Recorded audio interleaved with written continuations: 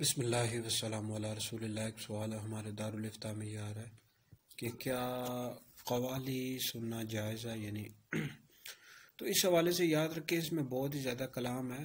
اور قوالی سننے کی یا پھر قوالی پڑھنے کی اس کی باقاعدہ شرائط ہیں جو اعلیٰ حضرت نے فتاوی رضویہ جلد نمبر 24 میں لکھی ہیں۔ بہرحال آج کل کی جو قوالی یعنی جو رائج یا مروجہ ہے، یہ ساز کے ساتھ ہوتی ہے، مزامیر کے ساتھ ہوتی ہے، ڈول باجوں کے ساتھ ہوتی ہے، اور جو پڑھنے والے ہوتے ہیں یہ بھی فاسق ہوتے ہیں، یعنی بے نمازی ہوتے ہیں اکثر،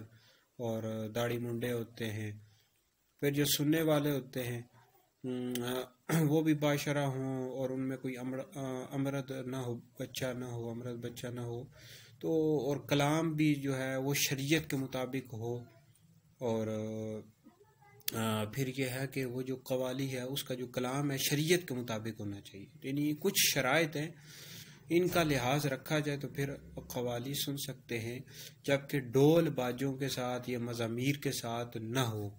لیکن آج کل کی جو قوالی ہے ڈول باجوں مزامیر کے ساتھ ہو رہی ہے، تو بہرحال اس کا پھر سننا یہ جائز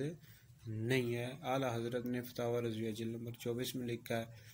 تو بہرحال اگر شرائط کے ساتھ ہو تو سن سکتے ہیں، لیکن آج کل شرائط کا لحاظ نہیں رکھا جاتا، تو بہرحال سننے کی اجازت نہیں ہے۔